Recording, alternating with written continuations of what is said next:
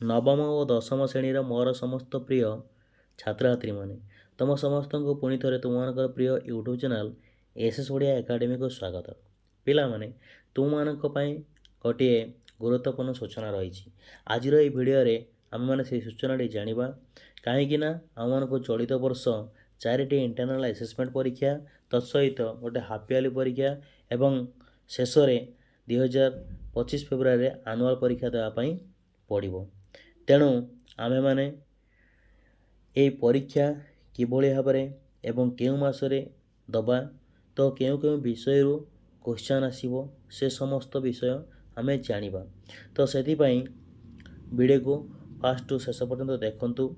एवं comment section में comment करंतु आ कौन जानिया पई चाहुचंती देखंतु नोटिफिकेशन टे कौन अछि बा सूचना तुम पई कौन अछि ना। प्रिय प्रधान शिक्षक प्रधान शिक्षयित्री साथीगण आपण मानक अवगति निमंते जनाऊँगी कि चलित वर्षर गठनात्मक परीक्षा बा इंटरनल असेसमेंट जोटा फॉर्मेटिव असेसमेंट थिला ता बर्तमान कौन हो ना इंटरनल असेसमेंट हो कौटा फॉर्मेटिव असेसमेंट जो थिला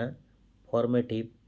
असेसमेंट तो सहीटा हो इंटरनल असेसमेंट। तेणु से फॉर्मेटिव असेसमेंट बदल आम इंटरनल असेसमेंट परीक्षा दवा केतटा दवा परीक्षा ना 4टा परीक्षा दवा 4टा परीक्षा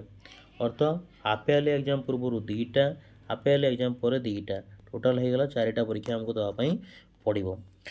प्रकाश था कि निर्धारित वितरण केन्द्र मानकर प्रश्नपत्र पैकेज जुलाई 30 और 31 तारीख दिन वितरण करा आपण मानकर सक्रिय सहयोग कामना करी रहुछि। दशम और नवम श्रेणी पाई जो परीक्षा तारीख से विषय आम जाना। तेणु अष्टार साधारण संपादक घोषणा कर देइछंती क्वेश्चन पाई तो कौन कौन रही केबे आम परीक्षा करिबा देखि दियो। क्लास आईएक्स परीक्षा डेट आउ क्लास एक्स परीक्षा डेट इंटरनल असेसमेंट डेट समान रही 1 परीक्षा 2 तारीख परीक्षा 3 तारीख परीक्षा एठी 1 तारीख परीक्षा 2 तारीख परीक्षा 3 तारीख परीक्षा हेले दशम फास्ट दिन परीक्षा कौन रही ना उड़िया को जनरल साइंस रही 2 तारीख परीक्षा कौन रही ना इंग्लिश को सोशल साइंस रही 3 तारीख परीक्षा कौन रही third language history a third language Sanskrit बा हिंदी ता सहित मैथमेटिक्स रही हेले ठीक से भाव में नवम श्रेणी कौन अच्छी ना फास्ट अच्छी 1 तारीख दिन इंग्लिश एवं सोशल साइंस 2 तारीख दिन रही थर्ड लैंग्वेज संस्कृत बा हिंदी एवं मैथमेटिक्स रही 3 तारीख दिन रही कौन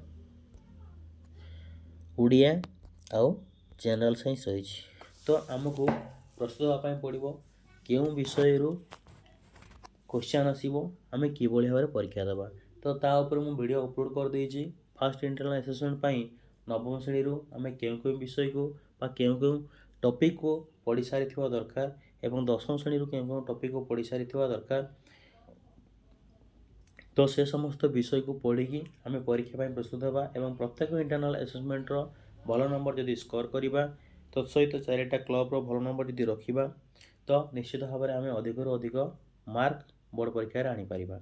तो साहित्य सूचनी क्रीड़ांगन कौशली ए समस्त क्लब अधिवेशन वाइज मु वीडियो ये चैनल अपलोड करुँची जो मैंने देखुन देखीदेव एवं चैनल को गोटे सब्सक्राइब रख सामान सहित शेयर